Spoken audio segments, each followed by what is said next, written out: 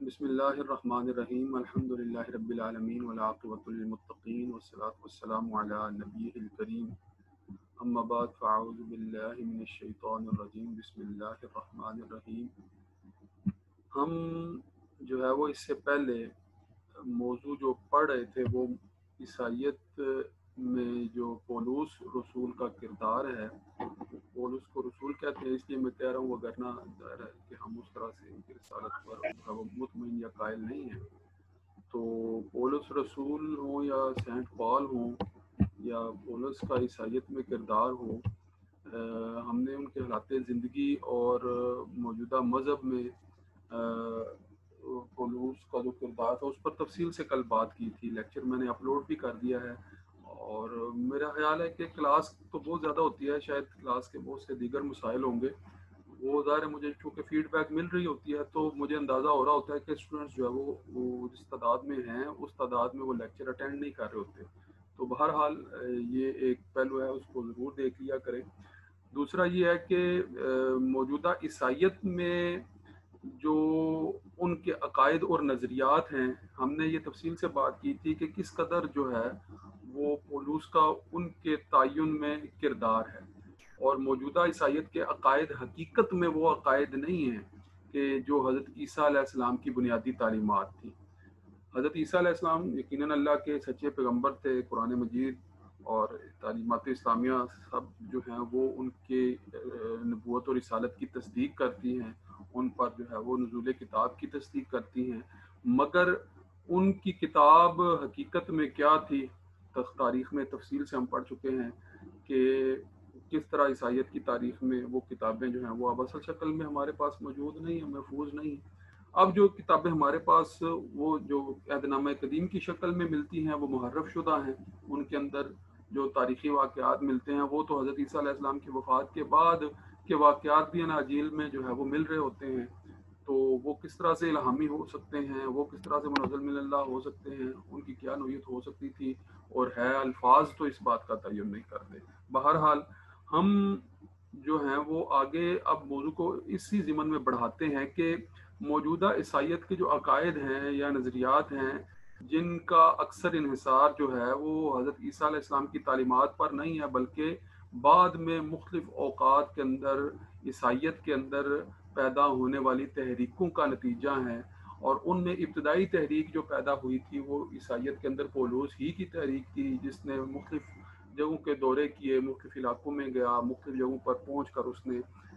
عیسائیت کی تعلیمات کو جو ہے وہ پھیلایا۔ تو اس ضمن میں عیسیٰ علیہ السلام کی تعلیمات کے برعکس بہت سے عقائد جو ہیں وہ عیسائیت کا حصہ جو ہے وہ ابتدا ہی سے بننا شروع ہو گئے، اور ان عقائد کے اندر جن کے اندر اس وقت پھر ایک طویل عرصہ گزرنے کے بعد جو ہے وہ عیسائیت جن عقائد اور جن نظریات پر کاربند ہیں، اگر ان میں سے اہم عقائد کا ہم ذکر کریں تو ان میں عقیدہ تثلیث ہے، عقیدہ کفارہ ہے، عقیدہ ابنیت مسیح ہے۔ تو یہ بڑے بنیادی تین جو ہے وہ عقائد ہیں عیسائیت کے اندر۔ اگر ان عقائد اور نظریات کا ہم جو ہے وہ تفصیل سے جائزہ لے لیں تو پھر ہمیں حقیقت خود ہی کھل کر واضح ہو جاتی ہے کہ یہ عقائد جو ہے وہ انبیاء کی تعلیمات نہیں ہو سکتے۔ اگر انبیاء اور رسولوں کی تعلیمات یہ عقائد ہوتے تو یقیناً پھر جو ہے وہ ان کے اندر تو شرک کے جو پہلو ہیں وہ ان کے شایان شان نہیں ہیں۔ تو اس لیے اس اعتبار سے جو ہے وہ ان عقائد کی تفصیلات کا سمجھنا جو ہے وہ بڑا ضروری ہے۔ تو سب سے پہلے عقیدہ تثلیث پر تفصیل سے گفتگو کرتے ہیں۔ بعض اوقات جو ہے وہ پیپرز میں عقیدہ تثلیث سے متعلق جو ہے وہ مستقل الگ سے سوال آ جاتا ہے کہ اس کی تفصیلات کی وضاحت کے ساتھ ساتھ جو ہے وہ اس کا رد جو ہے اس پر جو ہے وہ قرآنی آیات سے استدلال جو ہے وہ پیش کرنے ہوتے ہیں، اور یقیناً جو ہے وہ دیگر بھی اس کے اندر عقلی طور پر جو تنقیدی پہلو جو ہے وہ موجود ہیں ان کا بھی جو ہے وہ ذکر کیا جا سکتا ہے۔ تو عقیدہ تثلیث جس کو ٹرینیٹیرین ڈاکٹرائن جو ہے وہ کہتے ہیں، یعنی ٹرینٹی کہیں، تثلیث کہیں، ٹرینیٹیرین ڈاکٹرائن کہیں، تو یہ بھی عقیدہ ان عقائد میں شمار ہوتا ہے کہ جس کی بنیاد ایک طرح سے پولس نے ہی رکھی تھی، اور یقیناً حضرت عیسیٰ علیہ السلام نے تو تمام بنی نوع انسانی کو ایک خدا کی تعلیم پر کاربند رہنے کی دعوت دی تھی، ایک اللہ کی طرف جو ہے وہ دعوت دی تھی، مگر آپ کے جانے کے بعد جو ہے وہ سینٹ پال ہی نے یعنی پولوس ہی نے آپ کی ذات اقدس کے بارے میں یعنی حضرت عیسیٰ علیہ السلام کی ذات کے بارے میں اور اللہ تعالیٰ کی ذات کے بارے میں ایک ایسا پیچیدہ جو ہے وہ نظریہ پیش کیا، ایسی جو ہے وہ دقیق تفصیل پیش کی، ایسی ڈاکٹرائن آپ کہیں پیش کی کہ جس کی بنیاد پر جو ہے وہ آج تک جو ہے وہ عیسائیت کے اندر جس طرح سے توحید کو تثلیث کے اندر پیش کیا جاتا ہے وہ سمجھ سے بالاتر ہے۔ تثلیث ہے کیا؟ تثلیث آپ جانتے ہیں کہ ثلاثہ جو ہے وہ عربی کا لفظ ہے اور یہ تین کے لیے استعمال ہوتا ہے، اور ثلاثہ تثلیث کے اندر اقانیم ثلاثہ کا بنیادی طور پر جو ہے وہ تذکرہ کیا جاتا ہے۔ تو اقانیم ثلاثہ ہے کیا، اس کی جو ہے وہ تفصیل تو آگے جا کر میں بیان کروں گا کہ اقانیم ثلاثہ جو ہے وہ کیا ہیں۔ اقانیم بنیادی طور پر اقنوم کی جمع ہے اور اقنوم فرد کو کہتے ہیں، پرسن کو کہتے ہیں۔ تو تین فرد یا 3 پرسنز جو ہیں باپ، بیٹا اور روح القدس، ان کے مجموعے یعنی ان تینوں کے مجموعے کی بنیاد پر جو توحید کا تصور عیسائیت میں رائج ہے اور اس بنیاد پر جو وہ بحثیں بیان کرتے ہیں، وہ ساری کی ساری بحثیں جو ان اقانیم کی وضاحت کرتی ہیں اور اس کی بنیاد پر جو عیسائیت کے اندر خدا کے وجود سے متعلق، اس کی ذات سے متعلق، اس کی ذات کس طرح تین اقنوم میں بٹی ہوئی ہے، یعنی تین اقنوم مل کر ایک خدا کی طرف جو ہے وہ ایک خدا، ایک واحد خدا کی طرف کس طرح سے اشارہ کر رہے ہوتے ہیں، یہ ساری پیچیدہ ڈاکٹرائن جو ہے، اس کی وضاحت سے پہلے یہ سمجھ لیں کہ یہ تاریخ کے اندر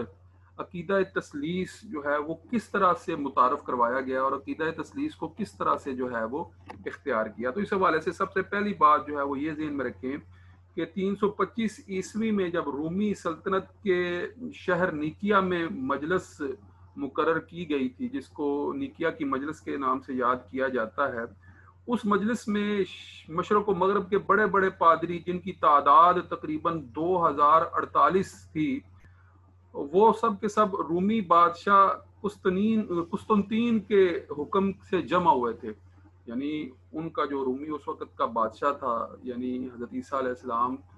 کے بعد 325 عیسوی میں نیکیا کی جو مجلس منعقد کی گئی تھی، ایک بہت بڑی آپ کہہ لیں کہ کانفرنس منعقد کی گئی تھی، ایک ایسی کانفرنس کہ جس کے اندر جو ہے وہ مشرق و مغرب سے جو ہے وہ ہزاروں کی تعداد میں پادری جو ہے یا ان کے مذہبی پیشوا یا رہنما جو ہے وہ جمع کیے گئے تھے، جو بڑے بڑے عہدوں پر فائز تھے۔ اور اس اجتماع میں مقصد کیا تھا، اس کی غرض و غایت کیا تھی؟ اس کی غرض و غایت یہ تھی کہ عیسائیت کے عقائد و افکار کا تعین کیا جائے۔ اس مجلس کے اندر مقصد یہ تھا کہ حضرت عیسیٰ علیہ السلام کے بعد 300 سال گزر جانے کے بعد اتنے نظریات مختلف قسم کے جو ہے وہ عیسائیوں کے اندر جو ہے وہ پیدا ہو چکے تھے، مختلف فرقے قائم ہو چکے تھے، مختلف طرح کی اناجیل جو ہیں وہ لکھی جا چکی تھی، ان کی اتنی زیادہ تعداد ہو چکی تھی اور ان میں مختلف نو قسم کی تفصیلات جو ہے وہ بیان کی جا چکی تھی۔ تو وہ ساری تفصیلات جو ہیں وہ کس طرح سے ان کو جو ہے وہ یکجا کیا جائے، ان کو ایک نقطے پر لایا جائے، یا جو ہے وہ کچھ عقائد نظریات کا انتخاب کر لیا جائے کہ جس پر سب متفق ہو جائیں اور بہت سے اختلاف جو ان کے آپس کے مابین کے اختلافات ہیں وہ رفع ہو سکیں، وہ ختم ہو سکیں۔ تو بنیادی مقصد تو اس کا یہی تھا اور غرض و غایت بھی یہی تھی۔ لہٰذا وہ یہی چاہتے تھے کہ بنیادی جو عقائد ہیں وہ طے کر لیے جائیں اور افکار و نظریات کا جو ہے وہ تعین کر لیا جائے اور ان کی وضاحت کی جائے۔ تو نیکیا کی اس مجلس کو کلیسا کی تاریخ میں یعنی عیسائیت کی اور تاریخ کلیسا میں یعنی اس جو عیسائیوں کے معبد کو بیان کرنے کے حوالے سے، ان کی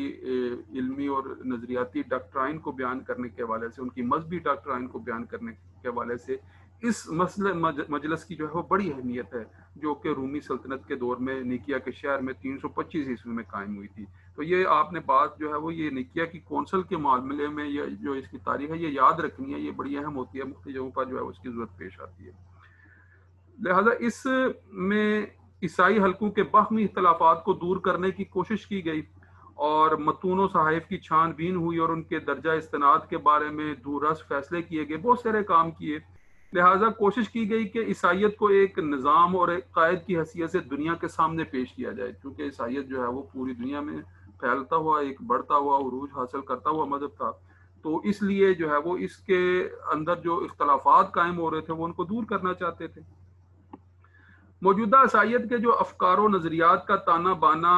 جن عناصر سے تیار ہوا، ان میں نیکیا کی اس مجلس کے فیصلوں کو خاص جو ہے وہ مقام حاصل ہے، اور اس حوالے سے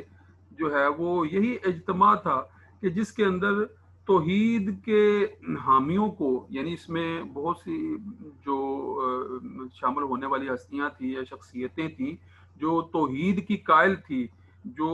انبیاء کی رسالت کے ساتھ ان کی جو ہے وہ الوہیت یا ان کے اندر جو ہے وہ ان کے اندر جو ہے وہ کسی قسم کی الہامی صفات یا الوہی صفات کا پایا جانا جو اس کا انکار کرتی تھی، اور خالص کسی حد تک جو ہے وہ توحید کے عقائد پر علمبردار ان کی جو شخصیات تھیں،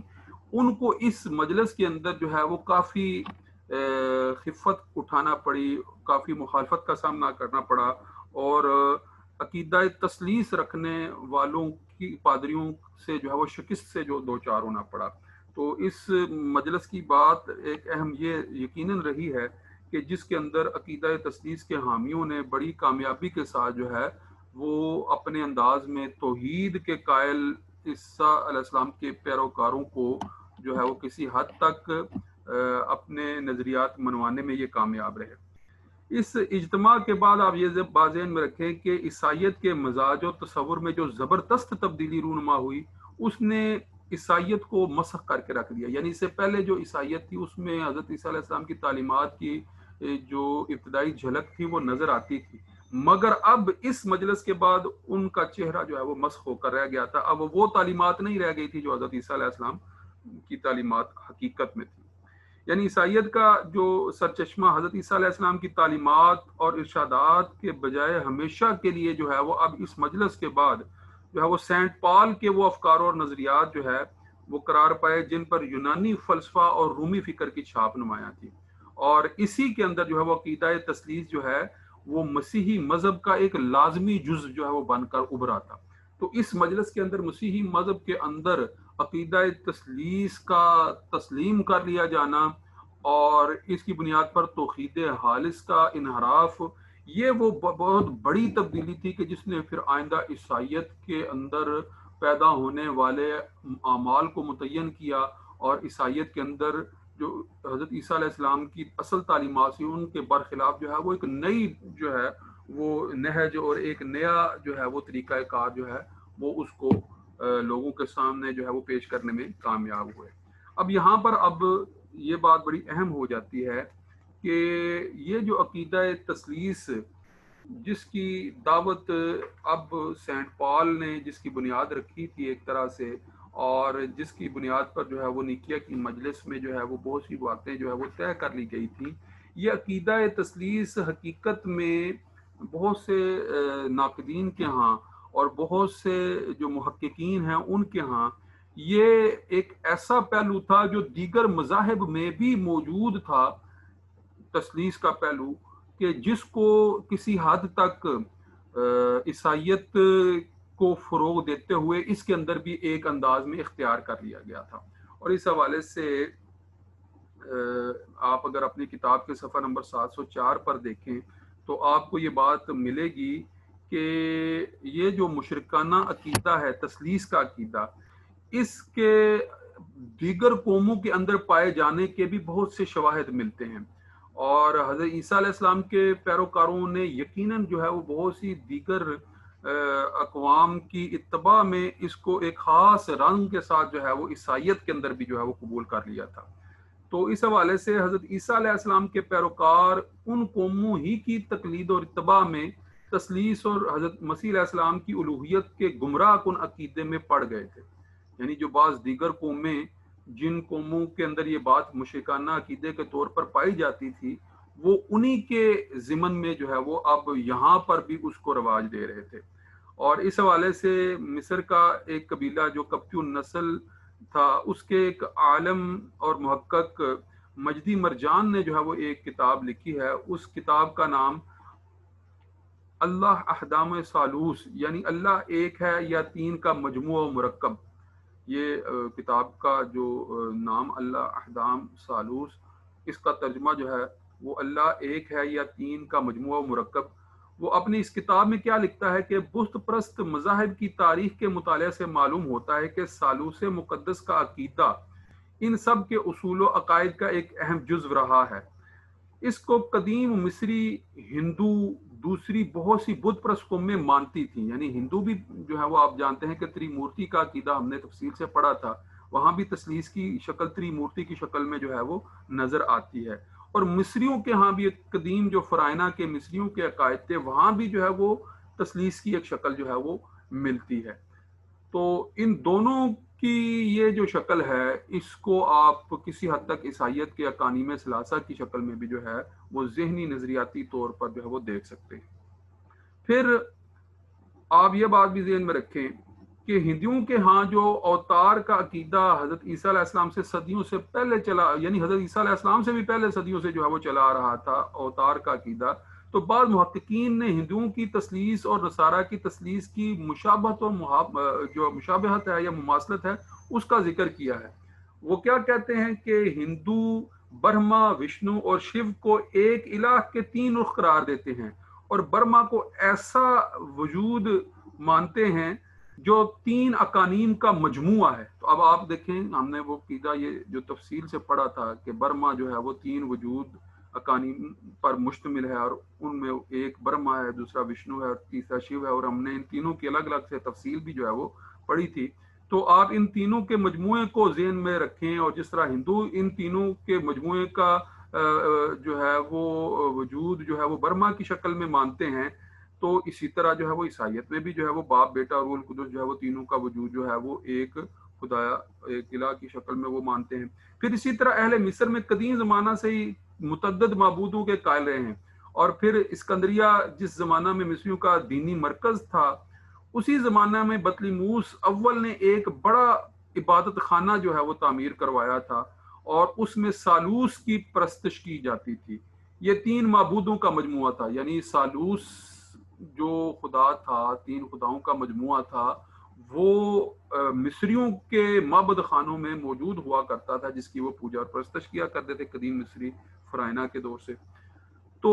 لوگ ان تینوں کو الگ الگ رب ماننے کے بجائے انہیں ایک الہ کے تین رخ سمجھتے تھے. اور اس حوالے سے عبد الماجد دریابادی صاحب کا اقتباس جو ہے وہ ذہن میں رکھے کہ مصری شرک یونانیوں میں پوری طرح حلول کر آیا تھا. یونان کے بڑے سے بڑے فلسفی اسکندریہ کے مرکز عقلیت و روشن خیالی سے مرعوب و متاثر تھے. حضرت عیسیٰ علیہ السلام کی تعلیم جب شروع میں پھیلی تو انہی یونانیوں میں اکابر یہود مثلاً فیلو پہلے ہی سے یونانیوں کے آگے گھٹنے ٹیک چکے تھے اور ان سے مختلف عقائد اخذ کر چکے تھے. عیسائیوں نے ان تعلیمات کو بلا تعامل قبول کر لیا، اور پھر پولوس نے تو حضرت مسیح کے مذہب اور تعلیم کو تمام تر مخسخ کر کے اسے یونانی شرک کی ایک شاخ بنا دیا. آخر میں رہی صحیح کسر رومیوں کے مشرکانہ عقائد و خرافات نے پوری کر دی. موجودہ مسیحی قوموں کے عقائد و رسوم قصص مصری، یونانی اور رومی شرک ہی کا ایک مجموعہ ہے. اللہ کے بھیجے ہوئے پیغمبروں کو خود معبود سمجھ بیٹھنے کا مرض مشرک قوموں میں عام رہا ہے. مسیحیوں نے بھی مصری، یونانی، رومی مشرکوں اور مشرک فلاسفہ سے متاثر ہو کر اپنے پیغمبر برحق کو بھی فرزند خدا کا درجہ دے دیا تھا. سنویت، تثلیث اور شرک مطلق کے عقیدے بہت قدیم ہی نہیں بلکہ یونان، ایران، مصر، ہند، عراق، چین وغیرہ دنیا کے اکثر ملکوں میں شائع رہ چکے ہیں. تو اب آپ اس نقطہ نظر سے جب دیکھیں گے تو آپ کو اندازہ ہوگا کہ جو تثلیث یا شرک یا سنویت کی طرح کے بہت سے عقائد پہلے سے ہی انسانی دنیا میں حضرت عیسیٰ علیہ السلام سے پہلے سے ہی جو ہے وہ بہت قدیم عرصہ سے جو رائج تھے، وہ حضرت عیسیٰ علیہ السلام کے بعد بھی جو ہے وہ سر اٹھا کر جو ہے وہ اس طرح سے اثر انداز ہوئے کہ مختلف طریقوں سے عیسائیت کے اندر بھی وہ عقیدے ویسے ہی جو ہے وہ جڑ پکڑنا شروع ہو گئے جس طرح سے پہلے سے مشرکانہ عقائد میں جو ہے وہ موجود تھے. اللہ رب العزت نے جو ہمیں کتاب ہدایت عطا فرمائی ہے قرآن مجید جو ہے وہ صحیح معنوں میں سری انداز میں حقیقی طور پر جن عقائد اور جن تعلیمات کو ہم تک پہنچاتا ہے، وہ عقائد اور وہ تعلیمات سرحد کے ساتھ تثلیث اور اس جیسے بہت سے مشرکانہ عقائد کا رد کرتی ہے۔ تو قرآن مجید نے جو ہے وہ بھی قرآن مجید کے مطالعہ سے بھی ہمیں اس بات کا علم ہوتا ہے کہ نصارہ جو دوسری قوموں سے متاثر ہو کر شرک کی خباثت میں ملوث ہوئے تھے، تو حقیقت میں جو یہ شرک تھا، یہ ان کے اندر کس طرح سے جو ہے وہ اس میں بہک کر جو ہے وہ اپنے عقائد کو تبدیل کر چکے تھے۔ قرآن مجید میں بھی ان پہلو کی جو ہے وہ تفصیل سے جو ہے وضاحت موجود ہے۔ اگر آپ سورہ مائدہ کی آیت نمبر 77 کا مطالعہ کریں، جس میں لکھا ہے بسم اللہ الرحمن الرحیم قل یا ایھا الکتاب لا تغلوا فی دینکم غیر الحق ولا تتبعوا اهواء قوم قد غلوا من قبل واضلوا كثيرا وضلوا عن سواء السبیل، یعنی آپ فرما دیجئے کہ اے اہل کتاب اپنے دین میں ناحق غلو اور زیادتی نہ کرو، اور ان لوگوں کی نفسانی خواہشات کی پیروی نہ کرو جو پہلے سے بہک چکے ہیں اور بہت سے لوگوں کو بہکا بھی چکے ہیں اور سیدھی اور سے ہٹ چکے ہیں۔ تو اس حوالے سے یہ بات یہ قرآن مجید کی یہ آیت جو ہے وہ ہمیں بتا رہی ہے کہ کس طرح سے عیسائیت کے اندر جو ہے وہ انہی لوگوں کی اپنی ہی کمزوریوں اور نادانیوں اور دیگر پہلوؤں کی وجہ سے اہل کتاب نے جو ہے وہ اپنے ہی تعلیمات میں جو ہے وہ غلو کا رستہ اختیار کیا اور ناحق اور بہت سی باتیں جو ہے وہ ناجائز طور پر جو ہے وہ اختیار کی۔ تو اس حوالے سے اگلی بات جو آپ نے سمجھنی ہے وہ تفصیل ہے اقانیم ثلاثہ کی، اور اقانیم ثلاثہ میں آپ کو کوئی پہلی بنیادی بات جو میں نے بتائی تھی، اب اس عقیدے کو تھوڑا سا تفصیل سے سمجھ لیں کہ ہے کیا۔ تو پہلی بات جو میں نے بتائی تھی وہ یہی تھی کہ باپ اور بیٹا اور روح القدس یہ تین فرد ہیں۔ تو ان تین افراد یعنی 3 پرسنز اقانیم ثلاثہ، ان کی بنیاد پر جو توحید کا تصور عیسائیت میں اس وقت رائج ہے وہ ہے کیا، اس کی تفصیل کیا ہے؟ تو وہ یہ کہتے ہیں کہ اقانیم کی مجموعی حقیقت کا نام خدا ہے۔ آپ دیکھیں باپ بیٹا اور روح القدس یہ تین، ان اقانیم کی مجموعی حقیقت کا نام خدا ہے، اور عیسائیت کے تینوں بڑے فرقے اس عقیدے پر متفق اور اسے عیسائی مذہب کی روح قرار دیتے ہیں۔ یعنی آپ کیتھولک کی بات کریں، آپ پروٹسٹنٹ کی بات کریں یا آرتھوڈاکس کی، یہ جو تین بڑے فرقے ہیں عیسائیت کے اندر، ان تینوں کے اندر یہ عقیدہ جو تثلیث کا ہے وہ اسی انداز سے ابتدائی حیثیت سے رائج ہے کہ وہ یہ بات کرتے ہیں۔ اس کی وضاحت جو ہے وہ عماد الحسن فاروقی صاحب نے اپنی کتاب دنیا کے بڑے مذہب میں جو ہے وہ کی ہے۔ اس کا ایک اقتباس ذرا دیکھ لیں کہ اس عقیدے کے مطابق خدا کی ایک حقیقت 3 شکلوں میں موجود ہے۔ ایک خدا باپ جو تخلیق و ربوبیت کا سرچشمہ ہے۔ باپ کا مطلب کیا ہے؟ تخلیق و ربوبیت کا سرچشمہ، یعنی اصل الہ کی طرف، یعنی اللہ رب العزت کی طرف یہ اشارہ کر رہے ہیں۔ دوسرا خدا جو حضرت عیسیٰ علیہ السلام کی شکل میں اس دنیا میں مجسم ہوا اور عالم کی نجات کا باعث بنا، یعنی اس اقتباس میں یہ جو جملہ لکھا ہے اس کی وضاحت آپ یوں کر سکتے ہیں کہ خدا جو ہے وہ انسانی شکل میں لوگوں کے سامنے آیا اور وہ بیٹا کے طور پر جو ہے وہ جانا گیا۔ اور تیسرا روح القدس جو عیسائی امت میں بحثیت مجموعی سرایت کیے ہوئے ایمان و یقین اور رہنمائی کا باعث بنتا ہے۔ تو روح القدس سے مراد جو ہے وہ بعض عیسائی اس سے مراد حضرت عیسیٰ علیہ السلام پر نازل ہونے والے فرشتے روح القدس یعنی جبرائیل امین کا ذکر کرتے ہیں، اور بعض دیگر جو ہیں وہ عقائد رکھنے والے جو ہیں وہ حضرت مریم علیہ السلام کی طرف بھی اشارہ کرتے ہیں، وہ ان کو بھی جو ہے وہ روح القدس کے حوالے سے جو ہے وہ بیان کرتے ہیں۔ بہرحال زیادہ تر جو ہے وہ اور اس سے مراد وہ کیا لیتے ہیں؟ اس سے مراد وہ یہ لیتے ہیں کہ بحثیت مجموعی جو ہے وہ پوری امت کے اندر جو ہے وہ سرایت کیے ہوئے ہیں۔ آپ یہ دیکھیں کہ روح القدس یعنی ایسی روح جو پوری امت کے اندر جو ہے وہ سرایت کیے ہوئے ہے، اور پوری امت کی جو ہے یعنی عیسائی امت کی رہنمائی اور ان کے ایمان اور یقین کے حوالے سے ان کی رہنمائی کا باعث بنتی ہے۔ علم ریاضی کی روح سے اگر دیکھا جائے تو اس اقتباس میں ایک بات انہوں نے لکھی ہے کہ اگر آپ ایک جمع ایک کریں، یعنی ایک باپ دوسرا بیٹا تیسرا، ایک جمع ایک میتھ کی روح سے اگر دیکھیں تو یہ مجموعہ 3 بنتا ہے۔ لیکن عیسائی مذہب کی روح سے جب خدا کی ذات کو بیان کرتے ہوئے ایک جمع ایک کہا جائے تو یہ 3 نہیں بنتا بلکہ یہ ایک ہی رہتا ہے، یعنی ایک جمع ایک برابر ہے ایک۔ تو اس کا مطلب یہ ہے کہ 3 ایک اور 1 3 جو ہے وہ یہ اس کے اوپر جو ہے وہ بات کر رہے ہوتے ہیں۔ تو 3 ایک اور 1 3 کا یہ جو نظریہ ہے اس پر آج تک جو ہے وہ متفق نہیں کر سکے کہ کیا جو ہے وہ اس سے مراد لیں گے، 3 سے مراد 3 ہی لیں گے یا 3 سے مراد جو ہے وہ 1 لیا جائے گا۔ تو اگر 3 سے مراد 1 لیتے ہیں تو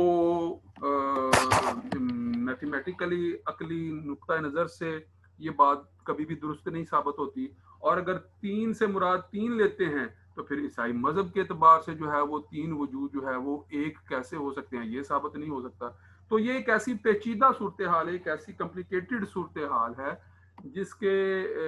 جس کو بیان کرنا جو ہے وہ ممکن نہیں۔ پھر آگے جو بات آپ نے سمجھنی ہے وہ اس حوالے سے یہ ہے کہ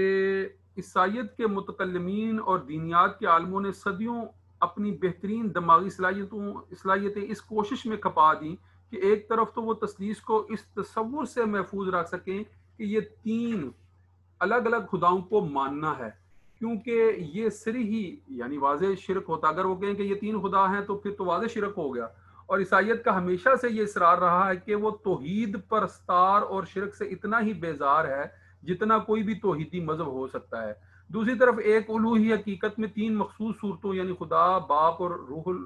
بیٹا اور روح القدس کا اقرار، اور تینوں کی مخصوص انفرادی حیثیت کی پہچان بھی عیسائی علماء کے نزدیک عیسائیت کے لیے بنیادی اہمیت جو ہے وہ تینوں کو ان کی پہچان کو بھی جو ہے وہ کسی قدر جو ہے وہ کم تر نہیں ہونے دینا چاہتے، اور تینوں کو الگ الگ بیان بھی کرنا چاہتے ہیں، اور تینوں کے اندر جو ہے وہ اتحاد کو بھی جو ہے وہ ثابت کرنا چاہتے ہیں۔ تو یہ اتحاد کس طرح سے ثابت کرنے کی کوشش کرتے ہیں، اس حوالے سے ایک وضاحت جو ہے وہ حفظ الرحمان سہاروی صاحب کے اقتباس میں نظر آتی ہے، وہ ذرا دیکھیں کہ عقیدہ ثالوث کیا شے ہے، اور اب ابن اور روح القدس کی تعبیر کی حقیقت کیا ہے۔ یہ مسئلہ بھی مسیحیت کے ان مباحث میں سے ہے جن کا فیصلہ جو ہے ان مباحث میں سے ہے جن کا فیصلہ کن جواب کبھی نہ مل سکا، اور جس قدر اس کو صاف اور واضح کرنے کی کوشش کی گئی اس میں الجھاؤ اور پیچیدگی کا اضافہ ہی ہوتا گیا، اور نتیجہ یہ نکلا کہ جس عقیدے کو مسیحیت میں اساسی اور بنیادی حیثیت حاصل تھی وہی مہمہ بن کر رہ گیا، اور قدیم و جدید نصارہ کو یہ کہنا پڑا کہ تثلیث میں توحید ہے اور توحید میں تثلیث ہے۔ یہ مذہب کا ایسا معاملہ ہے جو دنیا میں حل نہیں ہو سکتا، اور دوسرے عالم میں پہنچ کر ہی یہ عقیدہ حل ہوگا۔ اس لیے یہاں اس کو عقل سے سمجھنے کی کوشش کرنا فضول ہے، بلکہ ہوش شکیدگی کے ساتھ قبول کرنا ہی نجات کی راہ ہے۔ یعنی چونکہ اس کو اب وہ حقیقتاً ثابت نہیں کر پاتے کسی بھی سطح پر اس کی وحدانیت کو، لہٰذا وہ اس کو کہتے ہیں کہ یہ یہاں اس دنیا میں سمجھ ہی نہیں آ سکتا، اس کو متشابہ بنانے کی کوشش کرتے ہیں، اور کہتے ہیں کہ اس کے اندر جو ہے وہ محنت کرنا جو ہے وہ کوشش کرنا جو ہے وہ فضول ہے، لہٰذا نجات چاہتے ہو تو اس کو اسی طرح مان لو، اور نجات اسی طرح ماننے میں ہے، اس کے اندر جو ہے وہ بہت ساری عقل کو استعمال کر کے اس کی بتیاں سلجھانے میں شاید نجات کا پہلو مفقود نہیں ہے۔ تو یہ بنیادی ایک بحث تھی، اس حوالے سے کچھ تفصیل مزید بھی ہے انشاءاللہ، وہ میں آج جو ہے وہ آپ کا سیشن جو ہے وہ اب ختم ہونے والا ہے، تو انشاءاللہ مزید تفصیل میں آئندہ کروں گا۔ تو آج گفتگو کو یہیں تک رکھتے ہیں، سمیٹتے ہیں۔ اس حوالے سے اگر کسی کے ذہن میں کوئی بات، کوئی سوال اگر کوئی فرد جو ہے وہ پوچھنا چاہتا ہے یا کوئی بات جو ہے وہ کرنا چاہتا ہے تو وہ مجھ سے پوچھ سکتا ہے، اور سوال جو ہے وہ آپ میسج کے ذریعے سے بھی جو ہے وہ کر سکتے ہیں، یا مائک کو ان میوٹ کر کے بھی کر سکتے ہیں۔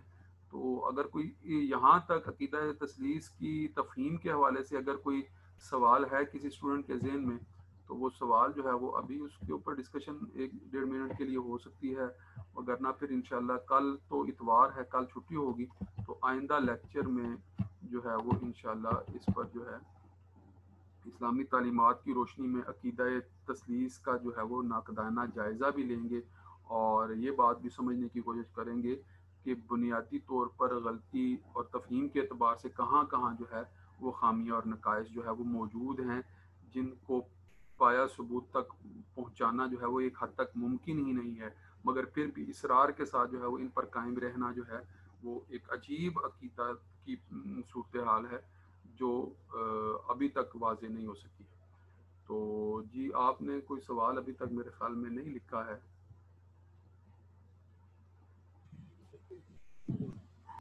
جی کسی اسٹوڈنٹ نے مائک ان میوٹ کیا ہے؟ جی اگر کچھ پوچھنا چاہتے ہیں تو ضرور پوچھیں۔